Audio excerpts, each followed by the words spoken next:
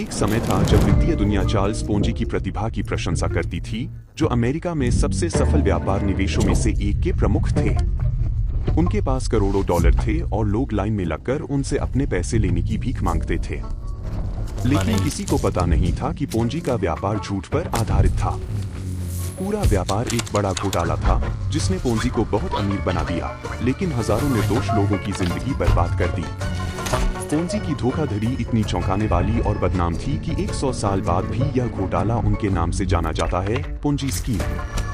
यह वीडियो उस आदमी की अनकही सच्चाई है जिसने यह घोटाला किया और केवल झूठ के सहारे करोड़ों डॉलर कमाए।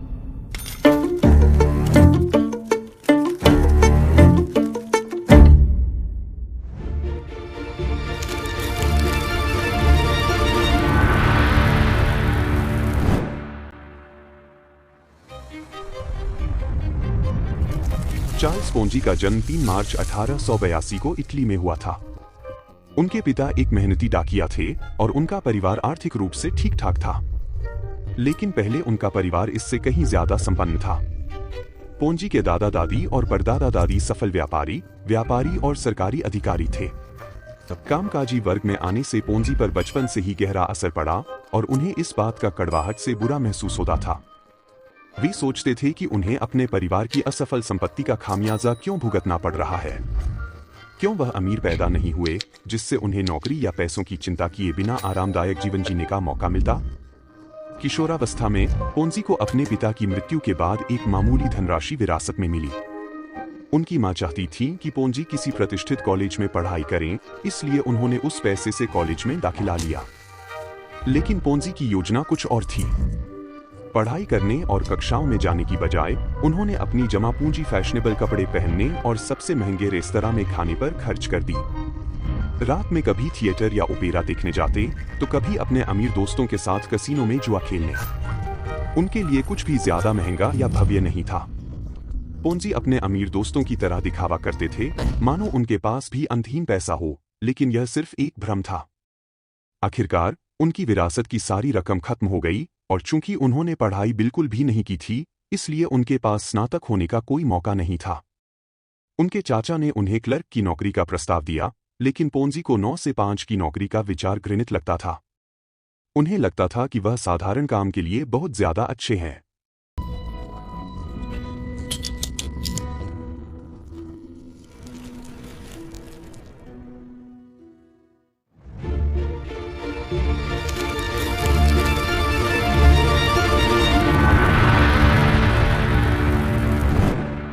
उसे लगा कि अब उसके पास सिर्फ एक ही विकल्प बचा है, अमेरिका जाना और वहां अमीर बनना।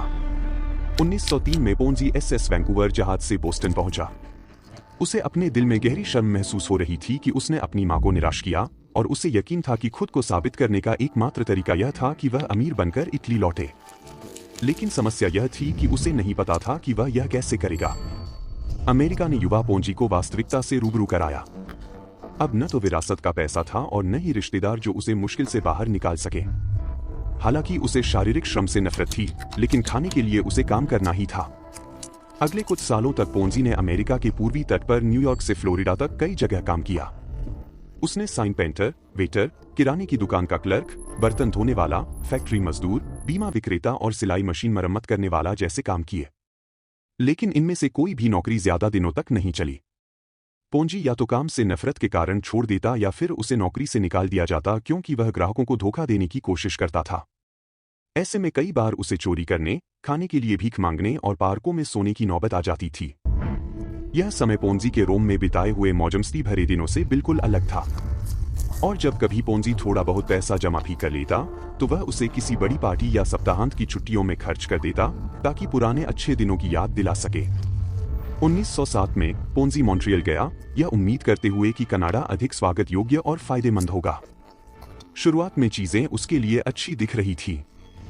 उसे एक बैंक में क्लर्क की नौकरी मिली, जो मुख्य रूप से इटली के प्रवासियों की सेवा करता था। यह वही तरह की नौकरी थी जिसे पोंजी ने रोम में ठुकरा दिया था, क्योंकि उसे लगा था कि वह इससे बेहतर है। लेकिन कुछ साल सड़कों पर न्यूनतम मजदूरी पर काम करने से उसका नजरिया बदल गया था। दुर्भाग्य से पोंजी की यह नई नौकरी ज्यादा दिनों तक नहीं चली, क्योंकि उसका बॉस भी एक ठग निकला। जोसी नामक यह बैंक मालिक रोबिंग पीटर टू पे पॉल नाम की पुरानी धोखाधड़ी कर रहा था। इसका मतलब यह था कि वह नए ग्राहकों का पैसा पुराने ग्राहकों को भुगतान करने के लिए इस्तेमाल कर रहा था। यह जोसी को सभी बैंक जमा पर 6% ब्याज दर की पेशकश करने की अनुमति देता था, जो औसत दर से दोगुना था। हालांकि उसके ग्राहकों को संदेह तब होने लगा जब उनके रिश्तेदारों ने शिकायत की कि बैंक से पैसे नहीं मिल रहे हैं। 1908 के मध्य में बैंक पर गबन की जांच शुरू हुई। इसी बीच जोसी एक सूटकेस में जितना पैसा ले सकता था लेकर मेक्सिको भाग गया और अपने कर्मचारियों और परिवार को इस धोखाधड़ी के परिणामों से निपटने के लिए छोड़ दिया। पोंजी इस घोटाले की जांच से बचने के लिए अमेरिका लौटने का इरादा रखता था, लेकिन उससे पहले उसने एक बड़ी गलती की।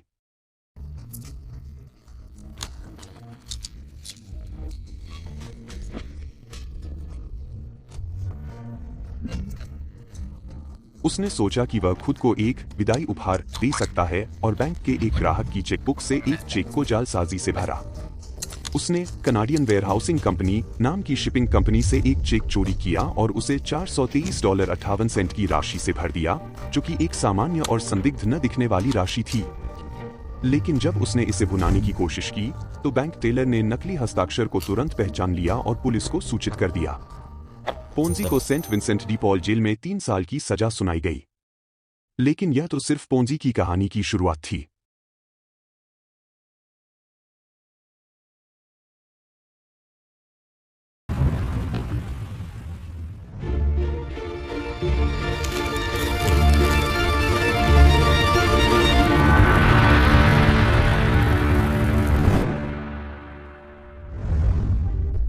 पोंजी को 2 साल बाद पैरोल पर रिहा किया गया और उसने तुरंत अमेरिका वापस जाने की योजना बनाई।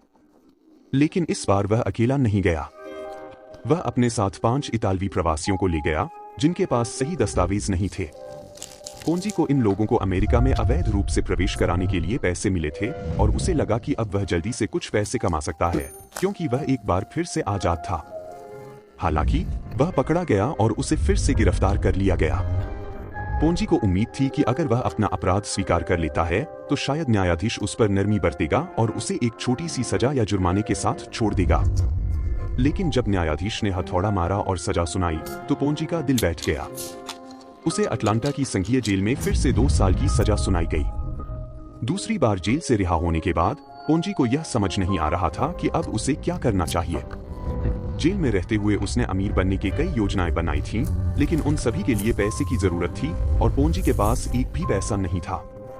इसलिए उसके पास ज्यादा विकल्प नहीं बचे और वह फिर से एक राज्य से दूसरे राज्य में इधर-उधर काम करता रहा। आखिरकार उसे बोस्टन में जे.आर. पूल कंपनी नामक एक आयात निर्यात व्यवसाय में एक क्लर्क की अच्छी नौकरी मिल गई। उत्तरी अमेरिका में 1.5 दशक बिताने के बाद वह उसी जगह लौट आया था जहां उसने शुरुआत की थी, बोस्टन। लेकिन इस बार बोस्टन में जीवन उसके लिए बेहतर था। उसने अपनी नौकरी अच्छे से की और पदोन्नति भी मिली। इसके अलावा पोंजी की मुलाकात 21 वर्षीय रोज जेनो से हुई और वह तुरंत ही उसके प्यार में पड़ गया। पहली बार जब उन्होंने बात की तो पोंजी इतना नर्वस था कि वह 2 शब्द भी सही से नहीं बोल पाया। सौभाग्य से रोज भी उसे पसंद करती थी और दोनों की शादी 1918 की शुरुआत में हो गई। अपनी नई शादीशुदा जिंदगी में पोंजी खुश तो था, लेकिन उसे खुद को लेकर कमी भी महसूस होती थी। हालांकि रोज एक साधारण जीवन से संतुष्ट थी, लेकिन पोंजी के बहुत बड़े-बड़े सपने थे। वह अपनी पत्नी को हीरे की अंगूठियों, महंगे कपड़ों और शानदार छुट्टियों से नवाजना चाहता था। यह सब क्लर्क की सैलरी पर संभव नहीं था, इसलिए शादी के 6 महीने बाद पोंजी ने अपनी स्थिर नौकरी छोड़ दी और कुछ नया करने की तलाश में जुट गया। उसने अपने ससुर के फल व्यापार में हाथ आजमाया। कंपनी घाटे में थी और चूंकि पोंजी हमेशा अपनी पत्नी से यह दावा करता था कि वह एक वित्तीय जीनियस है, तो यह उसके लिए अपनी काबिलियत साबित करने का मौका था। लेकिन पोंजी उस असफल व्यापार को बचाने में नाकाम रहा और साल के अंत तक वह व्यापार दिवालिया हो गया। हाल की असफलता से पोंजी हताश नहीं हुआ। उसने एक छोटा सा ऑफिस किराए पर लिया और अपना आयात निर्यात का व्यवसाय शुरू किया। लेकिन दुनिया ने उस पर कोई ध्यान नहीं दिया। पोंजी के पास पर्याप्त अनुभव और संपर्क नहीं थे जिससे वह कोई बड़ा व्यापार कर सके। फिर भी पोंजी यह मानने को तैयार नहीं था कि समस्या उसमें है। उसने सोचा कि शायद उसे अपनी सेवाओं का विज्ञापन और ज्यादा करना चाहिए। लेकिन कुछ गणनाएं करने पर उसे एहसास हुआ कि विज्ञापन का खर्च उसकी पहुंच से बाहर है। इस तरह पोंजी का आयात निर्यात व्यवसाय भी एक और असफल प्रयास साबित हुआ। हालांकि इस असफलता ने पोंजी को एक नया आइडिया दे दिया। जब उसने देखा कि विज्ञापन पर कितना खर्च आएगा, तो उसे लगा कि क्यों न वह खुद एक व्यापारिक पत्रिका प्रकाशित करे, ताकि अन्य कंपनियां उसी तरह उससे विज्ञापन के लिए बड़ी रकम चुकाएं। पोंजी को प्रकाशन का कोई अनुभव नहीं था, लेकिन उसकी नज़र में यह पहले से ही $1 मिलियन का आइडिया था। उसने अपनी पत्रिका का नाम द ट्रेडर गाइड रखने का सोचा और इसे 1 लाख कंपनियों को मुफ्त में भेजने का प्लान बनाया और हर नए अंक के साथ इसका सर्कुलेशन दोगुना करने की योजना बनाई। पोंजी के हिसाब से शुरुआती वितरण पर करीब $35,000 का खर्च आएगा, लेकिन वह विज्ञापन से $80,000 कमा लेगा। पोंजी को पूरा यकीन था कि कंपनियां उसकी पत्रिका में अपने विज्ञापन देने के लिए कतार में खड़ी होंगी। सफलता की उम्मीद में उसने एक बड़ा ऑफिस किराए पर लिया और 3 कर्मचारियों को भी काम पर रखा। फिर उसने निवेशकों और व्यापार मालिकों को पत्र लिखना शुरू किया ताकि वे उसकी पत्रिका द ट्रेडर गाइड के पहले अंक में शामिल हों। लेकिन फिर हकीकत पोंजी पर बहुत भारी पड़ी। किसी को भी उसकी अज्ञात व्यापारिक पत्रिका में दिलचस्पी नहीं थी और वे निश्चित रूप से उसकी ऊंची दरें चुकाने के लिए तैयार नहीं थे। जब पोंजी अपने स्थानीय बैंक गया और लोन के लिए आवेदन किया, क्योंकि उसके पास पैसे खत्म हो रहे थे, तो उसे एक और झटका मिला। बैंक के अध्यक्ष ने तुरंत उसका लोन अस्वीकार कर दिया और कहा कि वह पोंजी का खाता बंद करना पसंद करेगा, लेकिन उसे $1 भी नहीं देगा। ये सब पोंजी के लिए कड़वी सच्चाइयां थीं और उसके पास ज्यादा विकल्प न होने के कारण उसे अपने कर्मचारियों को निकालना पड़ा और अपने ऑफिस को सबलेट किराए पर देना करना पड़ा ताकि कुछ पैसे कमा सके। लेकिन उसकी महत्वाकांक्षाएं और सपने पहले की तरह ही मजबूत बने रहे। अगस्त 1919 में एक दिन जब पोंजी अपनी डाक देख रहा था, तो उसे स्पेन से आया एक पत्र दिखा। उस समय जब वह सोच रहा था कि द ट्रेडर गाइड विज्ञापन की दुनिया में अगली बड़ी चीज बनेगी, पोंजी केवल अमेरिका में व्यापार करने से संतुष्ट नहीं था। उसने कल्पना की थी कि उसकी गाइड फ्रेंच, जर्मन, इतालवी, स्पेनिश और पुर्तगाली भाषाओं में अनुवादित होगी और वह अपना व्यवसाय यूरोप तक फैलाएगा। उसने कई विदेशी कंपनियों से संपर्क किया था और ऐसा लग रहा था कि उनमें से कम एक कंपनी उसकी बातों में रुचि रखती थी।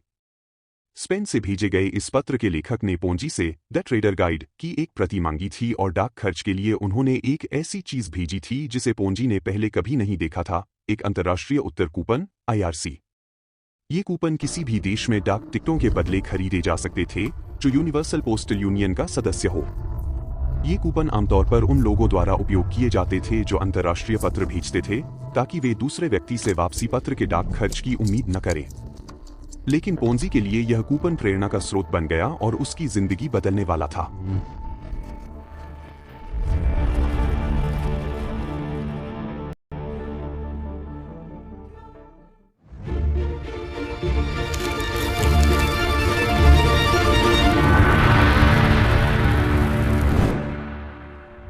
कई साल पहले पोंजी ने आर्बिट्रेज की अवधारणा के बारे में सीखा था। यह एक रणनीति है जिसमें किसी संपत्ति को अलग अलग बाजारों में खरीदा और बेचा जाता है ताकि कीमतों के अंतर का फायदा उठाकर मुनाफा कमाया जा सके।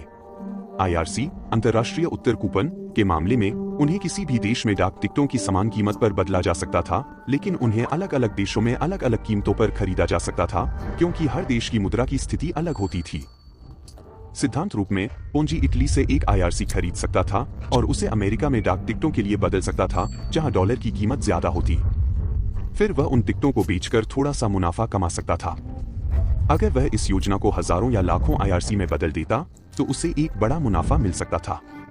यही पोंजी की नई व्यापार योजना थी और कागज पर यह न केवल अच्छा विचार लग रहा था बल्कि कानूनी भी था। आर्बिट्रेज सदियों से एक सुरक्षित निवेश रणनीति रही है, इसलिए जनवरी 1920 में पोंजी ने अपनी सबसे आशाजनक योजना को चलाने के लिए एक नई कंपनी बनाई और उसे द सिक्योरिटीज एक्सचेंज कंपनी का नाम दिया। लेकिन पोंजी की उम्मीदों और सपनों पर फिर से हकीकत का आघात हुआ। सच्चाई यह थी कि IRC से होने वाला मुनाफा इतना छोटा था कि उसे विभिन्न देशों में कूपन भेजने की लागत से पूरी तरह मिटा दिया जाता। दुनिया में इतनी IRC नहीं थी कि पोंजी की कल्पना के अनुसार यह व्यापार संभव हो सके। फिर भी पोंजी ने इस विचार को नहीं छोड़ा। उसे विश्वास था कि यह उसकी सोने की मुर्गी है, वह रास्ता जो उसे उस संपन्न जीवन की ओर ले जाएगा जिसकी वह हमेशा से हकदार महसूस करता था। जब यह वैध व्यापार योजना टिकाऊ साबित नहीं हुई तो पोंजी ने इसे अपने नाम के साथ जुड़ी कुख्यात पोंजी स्कीम में बदल दिया। आखिरकार उसका IRC के साथ मुनाफा कमाने का विचार सुनने में बहुत अच्छा लगता था। तो भले ही यह असल में काम नहीं कर रहा था, वह शायद लोगों को यकीन दिला सकता था कि यह सफल होगा और उनके पैसे ले सकता था। पोंजी स्कीम की मूल योजना वही थी जिसे पोंजी ने बैंक जेरी के लिए काम करते समय देखा था, पीटर को लूटकर पॉल को चुकाना। इसमें निवेशकों को एक व्यापार अवसर में निवेश करने के लिए प्रेरित किया जाता है, जिसमें उन्हें कम जोखिम के साथ बहुत जल्दी भारी मुनाफा मिलने का वादा किया जाता है, लेकिन असल में उनके पैसे निवेश नहीं किए जाते। धोखेबाज अधिकांश पैसे खुद रखता है और कुछ हिस्से को पहले के निवेशकों को मुनाफे के रूप में देता है। जब पहले निवेशक इतने बड़े मुनाफे देखते हैं तो वे ज्यादातर अपना मुनाफा फिर से निवेश कर देते हैं, यह सोचकर कि यह व्यापार सही तरीके से काम कर रहा है। लेकिन हकीकत यह होती है कि पुराने निवेशकों को नए निवेशकों के पैसों से भुगतान किया जा रहा होता है। यह प्रणाली बहुत साधारण है, लेकिन लोगों की लालच और वित्तीय अज्ञानता का फायदा उठाती है। इस योजना को तब तक जारी रखने के लिए लगातार नए निवेशकों का पैसा आना जरूरी होता है। जैसे ही धोखेबाज को नए निवेशक नहीं मिलते, योजना ध्वस्त हो जाती है। हालांकि यह योजना पोंजी के नाम से प्रसिद्ध है, लेकिन वह इसे करने वाला पहला व्यक्ति नहीं था। 1899 में न्यूयॉर्क के एक बुककीपर विलियम मिलर ने इसी तकनीक का इस्तेमाल करके निवेशकों से $1 मिलियन की धोखाधड़ी की थी और अमेरिका के बाहर एक जर्मन अभिनेत्री एडल स्पिट्जर ने इतिहास में पहली ज्ञात पोंजी स्कीम चलाई थी। पोंजी ने इस विचार को एक नई ऊंचाई पर पहुंचा दिया।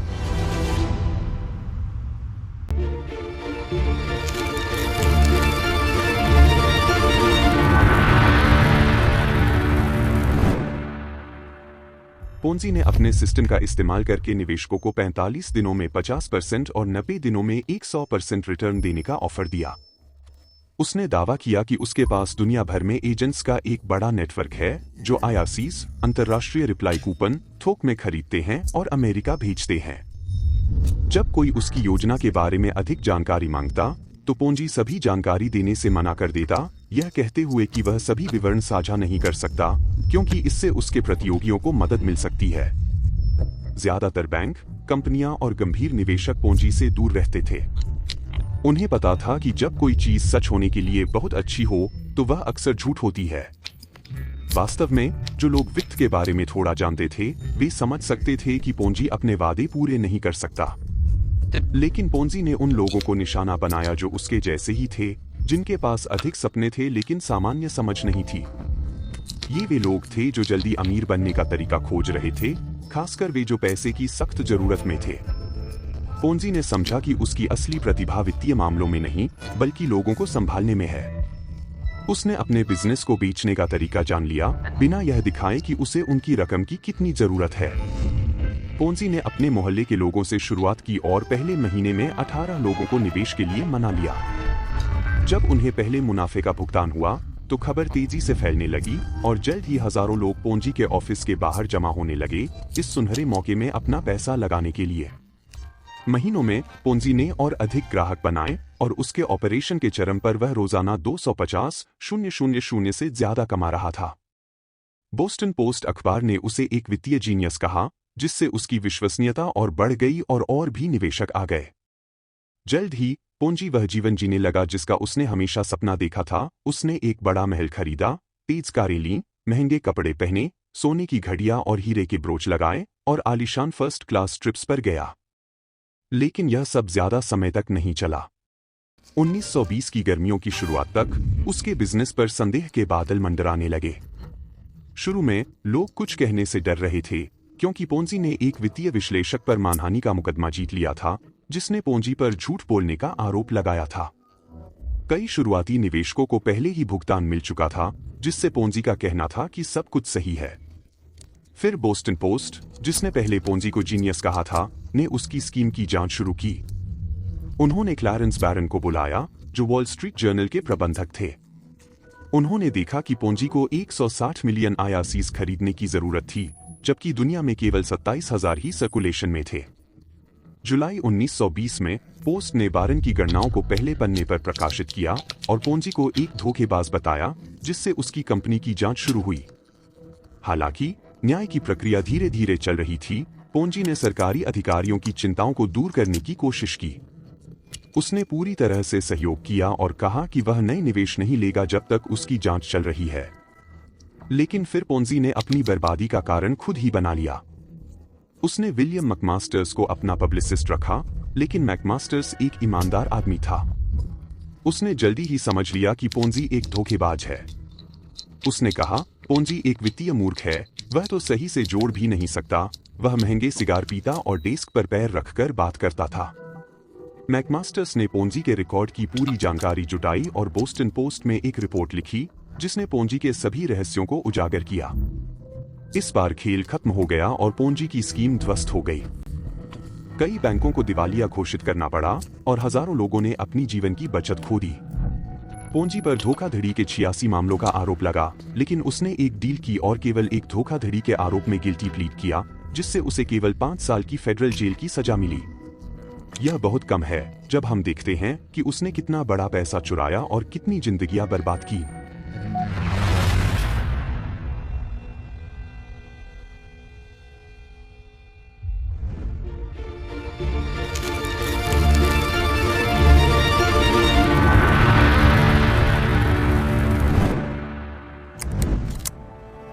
पोंजी को जेल में 3.5 साल बिताने के बाद रिहा कर दिया गया और इस बार वह एक बदला हुआ आदमी था और दुनिया में कुछ अच्छा करने के लिए तैयार था। मैं मजाक कर रहा हूं। उसने तुरंत रिहा होने के बाद एक नया धोखा शुरू करने की कोशिश की। पोंजी को पता था कि सरकार उसे या तो इटली भेजना चाहती थी या फिर से जेल में डालना चाहती थी, इसलिए वह फ्लोरिडा भाग गया, जहां उसने फिर से पोंजी स्कीम दोहराने की योजना बनाई। उसने एक नई कंपनी शुरू की, शेरोन लैंड सिंडिकेट, और लोगों को जैक्सनविल के आसपास की संपत्ति में निवेश करने के लिए कहा। उसने पहले से भी अधिक लाभ का वादा किया, कहकर कि वह लोगों को केवल 60 दिनों में 200% रिटर्न दिला सकता है। समस्या यह थी कि जो संपत्ति वह बेच रहा था, वह बेकार की दलदल थी। इस बार, हालांकि, कोई भी निवेश करने को तैयार नहीं था। पोंजी का धोखा जल्दी ही उजागर हो गया और उसे मैसाचुसेट्स भेजे जाने का खतरा था, जहां उसे लंबी सजा का सामना करना पड़ता। फिर से जेल में नहीं जाना चाहते हुए पोंजी ने अपना लुक बदल लिया और एक कार्गो जहाज पर नाविक के रूप में इटली जाने की कोशिश की, लेकिन उसे न्यू ऑरलियंस में पहचाना गया और गिरफ्तार कर लिया गया। पोंजी अब एक निराश आदमी था। उसने राष्ट्रपति कैल्विन कूलिज को दया की गुहार लगाई और मुसोलिनी से भी मदद मांगी, लेकिन किसी ने भी उसकी नहीं सुनी। यह उसके लिए अंत का समय था। पोंजी ने जेल में और 7 साल बिताए और जो आदमी बाहर आया वह पहले वाले से बिल्कुल अलग था। वह एक टूटा हुआ व्यक्ति था जिसने अपना सारा आकर्षण और आत्मविश्वास खो दिया था, जो कभी उसे अमीर बनाता था। जब उसका इटली में निर्वासन होने वाला था, उसकी पत्नी ने अमेरिका में रहना चुना और उससे तलाक ले लिया। पोंजी ने अपने बाकी के साल गरीबी में बिताए, केवल उन यादों के सहारे जो उसे उस समय की याद दिलाती थीं, जब उसके पास सब कुछ था। वह रियो डी जनेरियो में अंततः पहुंचा, जहां 1949 में एक चैरिटी अस्पताल में उसकी मौत हो गई और उसे एक गरीब कब्र में दफनाया गया। इस तरह से एक सबसे कुख्यात कहानियों का अंत हुआ, जिसमें रईसी से गरीबी का सफर शामिल था। हालांकि पोंजी ने जो पैसे चुराए, वह वास्तव में सबसे बड़े वित्तीय धोखेबाजों में से एक नहीं है।